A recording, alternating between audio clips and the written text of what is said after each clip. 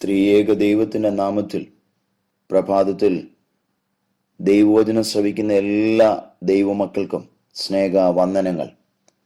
November മാസം 17-ാമത്തെ പകൽക്കാലം കൂടെ കാണുവാൻ സർവശക്തനായ ദൈവം നമ്മുടെ ആയുസ്സിൽ അവസരം തന്ന കൃപകൾക്കായി നന്ദിയോടെ ദൈവത്തെ സ്തുതിക്കുന്നു. ദൈവം എത്ര വിശ്വസ്തനാണ്,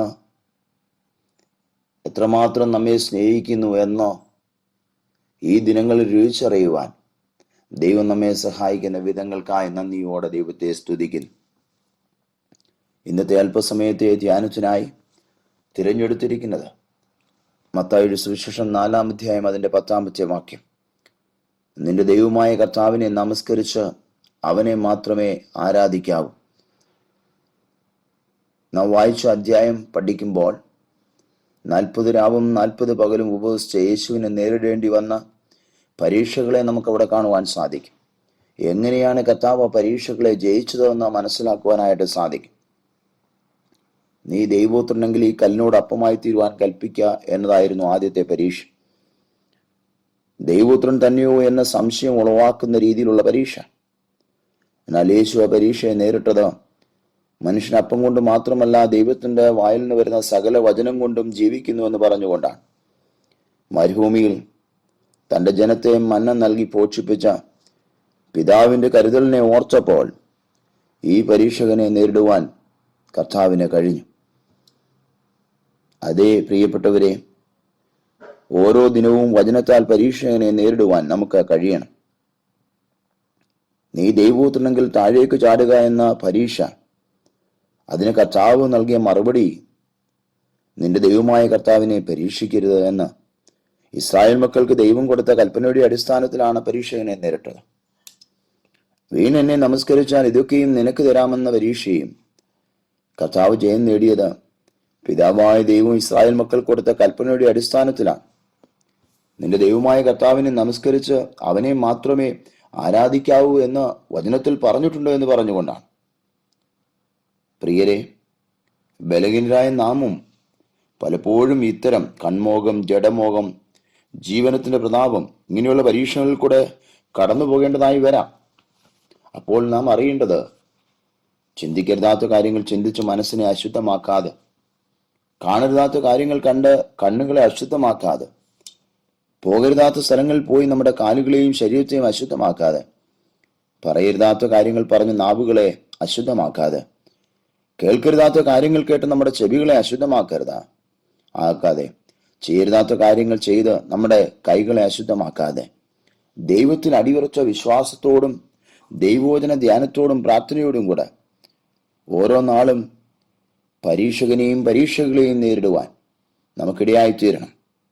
ദൈവവചനം എന്ന ആത്മാവിന്റെ വാളെടുത്ത് പരീക്ഷകളെ അതിജീവിക്കുവാൻ കർത്താവിന്റെ മണവാട്ടിയായ നാം പരീക്ഷകളിൽ കുടുങ്ങി നമ്മെ തന്നെ അശുദ്ധമാക്കാതെ ജീവിക്കുവാൻ ഇടയായിത്തീരട്ടെ. അതിന് ദൈവം നമ്മെ ഏവരെയും സഹായിക്കട്ടെ. പ്രാർത്ഥിക്കാം. കർത്താവേ, ഞങ്ങളുടെ ജീവിതത്തെ സമ്പൂർണമായിട്ട് സമർപ്പിക്കുക.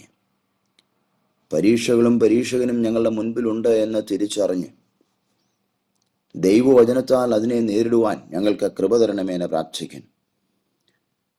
അനുദിനം ആത്മാവിന്റെ വാളാകുന്ന വചനം ധ്യാനിച്ച് അതിൻ പ്രകാരം ജീവിച്ച് അങ്ങയ്ക്ക് പ്രസാദകരമായ ഒരു ജീവിതം നയിപ്പാൻ ഞങ്ങളെ ഏവരെയും സഹായിച്ചാട്ട് കർത്താവേ. ഞങ്ങളുടെ ജീവിതത്തെ സമ്പൂർണമായി സമർപ്പിക്കുന്നു. വ്യസനത്തിനുള്ള മാർഗം ഞങ്ങളുണ്ടോ എന്ന് നോക്കി ശാശ്വത മാർഗത്തിൽ ഓരോ ദിവസവും ഞങ്ങളെ നടത്തണമേ. ഞങ്ങളെല്ലാവരെയും അതിനായിട്ട് ഒരുക്കിയാട്ട് ബലപ്പെടുത്തിയാട്ട്. പ്രാർത്ഥന കേട്ടതിനായി സ്തോത്രം. യേശു ക്രിസ്തുവിന്റെ നിസ്തുല്യ നാമത്തിൽ തന്നെ. ആമേൻ.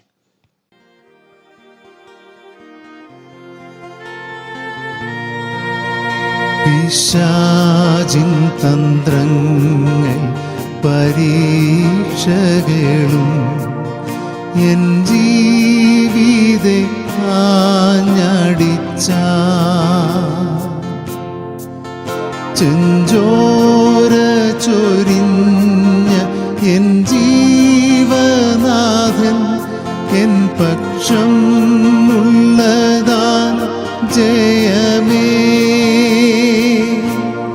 പാടിയിടും സ്തോത്രം ഞാൻ, സ്തോത്രം ഞാൻ പാടിയിടും നാഥൻ ചെയ്യുമെല്ലാം നന്മയ്ക്കായി. പാടിയിടും സ്തോത്രം ഞാൻ, സ്തോത്രം ഞാൻ പാടിയിടും നാഥൻ ചെയ്യുമെല്ലാം നന്മയ്ക്കായി. മൽനീരുറവ പോൽ സമാധാനമോ അലമാല പോൽ ദുഃഖമോ എന്തെന്തു വന്നാലും എൻ ജീവിതത്തിൽ ചൊല്ലും ഞാൻ എല്ലാം എൻ നന്മയ്ക്കായി. പാടിയിടും സ്തോത്രം ഞാൻ, സ്തോത്രം ഞാൻ പാടിയിടും നാഥൻ ചെയ്യുമെല്ലാം നന്മയ്ക്കായി. പാടിയിടും സ്തോത്രം ഞാൻ, സ്തോത്രം ഞാൻ പാടിയിടും താതൻ ചെയ്യും